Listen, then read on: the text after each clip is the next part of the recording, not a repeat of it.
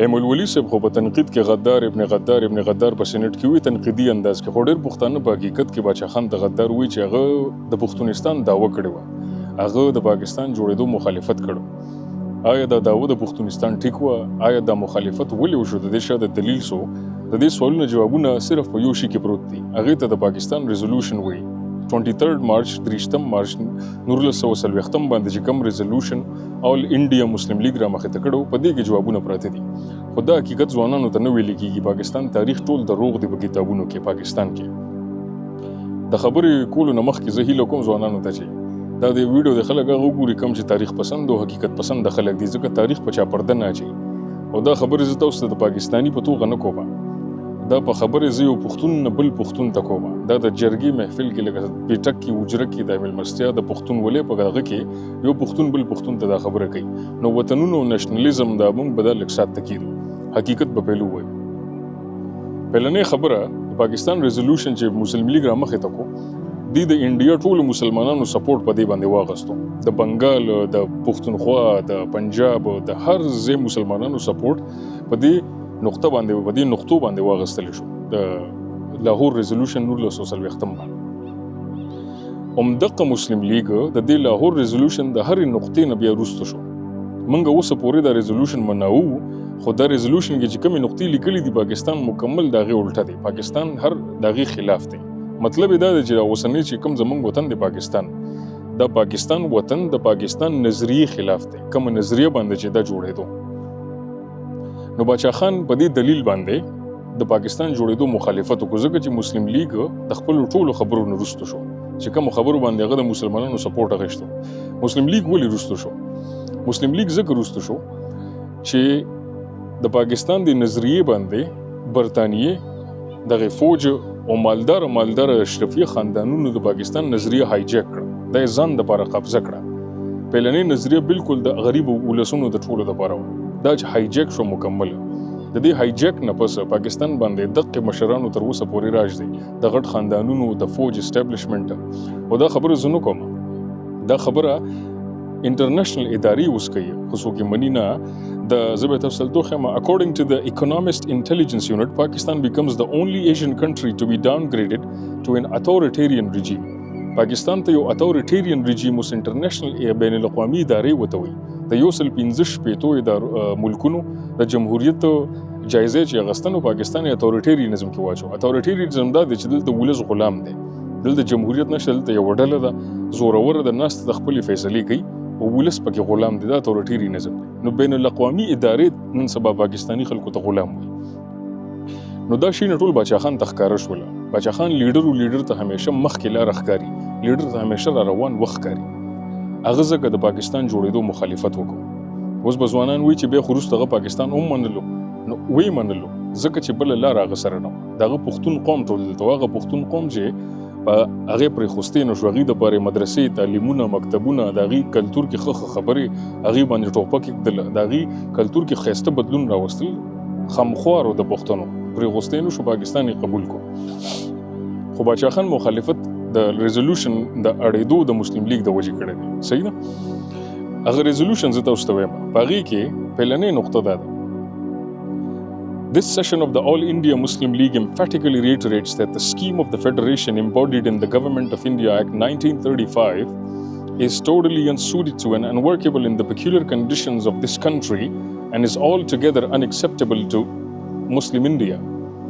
وی مسلمانانو ته دا اوسنی چې کوم فدرالي نظام په 1915 کې انډیا کې انټروډیوس شو، را متعارفي شو فدرالي نظام، وی دا مسلمانانو ته قبول نه دی چې د یو ځای نه به د ټولو د وطنونو د ریاستونو، ولایتونو، د صوبو فیصلې به صرف د یو ځای نه کېږي. فدرال نظام مسلم لیگ ته قبول نه. خو اوسنی پاکستان تاسو وګورئ، فدرال نظام دی. د اسلام آباد د وزیرستان فیصلې هم کوي، اسلام آباد د سند فیصلې هم کوي، د کراچۍ هم کوي، اسلام آباد د پېښور فیصلې هم کوي، اسلام آباد د کشمیر هم کوي، د هزارې هم کوي. همدغه نظام چې دی دا مسلم لیگ ته قبول نه و په ریزولوشن کې په 1940 کې. دویمه نقطه لږ اوږده ده. Resolved that it is the considered view of this session of the All India Muslim League that no constitution plan would be workable in this country or acceptable to Muslims unless it is designed on the following basic principle, namely that geographically contiguous units are demarcated into regions which should be so constituted with such territorial readjustments as may be necessary, that the areas in which the Muslims are numerically in a majority, as in the northwestern and eastern zones of India, should be grouped to constitute independent states in which the constituent units shall be autonomous and sovereign. په دې کې دوه مهمه نقطې دي په ساده پښتو کې درته وایم. پهلنۍ نقطه دا د انډیپندنٹ سټیټس یې لیکلی دي، آزاد ریاستونه. دې کې آزاد ریاست یې نه دی لیکلی. په 1940 اوریجنل لاهور ریزولوشن چې په هغې کې انډیپندنٹ سټیټس غوښتنه شوې وه د برټش نه چې موږ آزاد ریاستونه غواړو. آزاد ریاستونه بیا دویمه نقطه دا وه چې به بالکل اختیار بالکل آزاد ریاستونه وي، یا به خپلې فیصلې هر څه به پخپله کوي. اټونومس اینډ سوورن، مکمل آزاد ریاستونه. نو پاکستان یو ریاست دی، خو لاهور ریزولوشن چې دی هغې د یو نه زیات ریاستونو دعوه کړې وه. اوس به دلته خلک تنقید کوي چې نه دې کې یو د بنګلادیش ریاست او یو د نه، په دې کې صفا ویلي دي چې کم ځای کې مسلمانان زیات دي، هغه ځای کې به د مسلمانانو ریاست جوړېږي، ګروپ کوي به او هغې ته به مکمل با اختیار ریاست جوړېږي. نو دا انډیپندنٹ سټیټس دا لغت چې دی دا په 1946 کې بیا مسلم لیگ بدل کو، ځکه چې هایجیک شو، هغه مالداره خاندانونه رال، فوج پکې راغی، الیټ خلک پکې رال، د پاکستان نظریې باندې قبضه وکړه چې دا به مونږ ځان له جوړو، دا به زمونږ وطني. نو انډیپندنٹ سټیټس نه اس لري کو، صرف انډیپندنٹ سټیټ یې کو، بیا پاکستان ریزولوشن نوم یې ورکړو چې جی دا خو مونږ یو وطن غوښتو پاکستان. بیا جنام خپلې خبرې نه وړېدو، مسلم لیګ هم خپلې خبرې نه وړېدو چې دا خو جی مونږ نه غلطي شوه، مونږ یو سټیټ غوښتو. نو د لاهور ریزولوشن دا نقطې چې وی یو د دې د فیډرلیزم خلاف او بل بسې دي زیات ریاستونه غوښتل. نو لاهور ریزولوشن اوریجنل چې کوم دوه ریزولوشن وبای کې دا دویمه نقطه پای کې پښتونستان صفا دی، صفا داوود بګي د پښتونستان کم ځای کې مسلمانان زیات دي، الته بغي د با اختیار یو ریاست ملو شي انډیپندنٹ سټیټس. نو د لاهور ریزولوشن خو اجازه ورکړي د آزاد ریاستونو د یو نه زیات. خو شپږ کاله پس په 1946 کې دا بدل شو، انډیپندنٹ سټیټ کو دوکو کې بدل کو. باچا خان ته دا هر څه ښکاره شول چې نظریه هایجیک شو، ځکه پاکستان د پاکستان جوړېدو باچا خان مخالفت وکړو. نو اوس بین الاقوامي ادارې هم وایي چې پاکستان چې دی دا یو دې کې خلک غلامان دي، دې کې اتوریټیرین رژیم دی. بین الاقوامي ادارې وایي زه نه وایم دا ټول معلومات زما د خولې نه دي، دا ټول معلومات تاسو له مې د شین نه درکړل.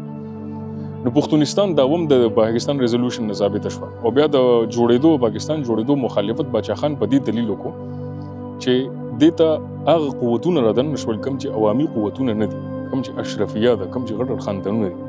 نو باچا خان د پاکستان نظریې خلافت نه دی کړی. باچا خان د غټو اشرفیو د غټو طاقتونو مخالفت کړی دی او همیشه چې د غټ طاقتونو مخالفت ته وکړي، کوم چې د ولس دوست نه، د عوام دوست نه، هغه کې به ته غدار ګڼل کېږي. عمران خان غدار دی او که نه دی، منظور پښتین غدار دی او که نه دی، داسې الطاف حسین د MKM والا هغه غدار دی او که نه دی چې هغه د خپل قام دپاره خبره کوله.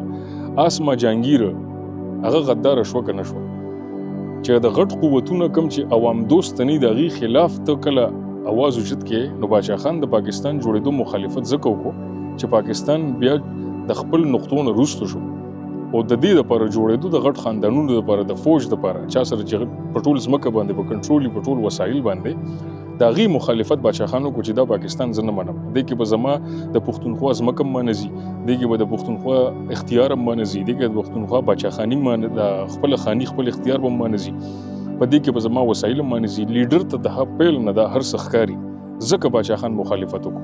نو په دې مخالفت باندې باچا خان غدار څنګه شو. بیا د پښتونستان خبره چې پښتونستان اجازت مسلم لیگ په خپل ریزولوشن کې ورکړی دی، اوریجنل ریزولوشن کې انډیپندنٹ سټیټس، همدغه خبرې نه بیا وروسته شو. هم د دې خبرې د وجې بنګال چې کله دی دا نقطه بدله کړه انډیپندنٹ سټیټس نه سټیټ ته، نو د بنګال مسلم لیگ چې کوم لیډرانو هغه د هغې میټینګ نه پاسېدل ولاړل. د هغې ځای نه د بنګلادیش خلکو په زړه کې شک پیدا شو چې دا خو دا نظریه قبضه شوه. بنګالیانو ته پته ولګېده، هغې ځان ته خپل وطن جوړ کړ، هغې ځان ته خپل ریاست جوړ کړ. نو دا د دې خبرې جوابونه دي. چا سره چې څه تنقیدي په دې باندې هغه تاسو لاندې کمنټونو کې ویلی شئ، بالکل ښه ډاډه وایئ.